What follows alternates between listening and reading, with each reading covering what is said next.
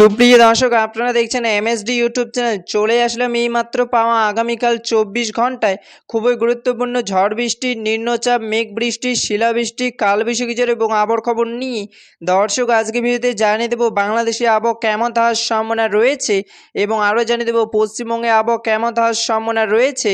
আগামীকাল 24 ঘন্টা আবহাওয়ার পূর্বাভাসে কী জানিয়েছে আবহাওয়া দপ্তর, আরও জানিয়ে দেবো স্যাটেলাইট ওয়েদার অবজারভেশন রাডার অনুযায়ী কেমন থাকার সম্ভাবনা রয়েছে আগামীকাল আপনাদের জেলার আবহাওয়ার পরিস্থিতি।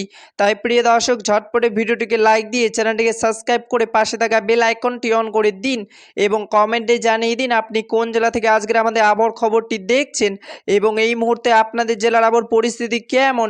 দর্শক, এবার জানিয়ে দিচ্ছি এক নজরে। দর্শক, এবার সরাসরি চলে আসলাম মেঘ বৃষ্টির স্যাটেলাইট পূর্বাভাস চিত্রে এবং এই মুহূর্তে দেখতে পাচ্ছি আজ এবং আগামীকাল 24 ঘন্টা বাংলাদেশে 8টি থেকে 64 জেলা আকাশ মেঘলা থাকার সম্ভাবনা রয়েছে।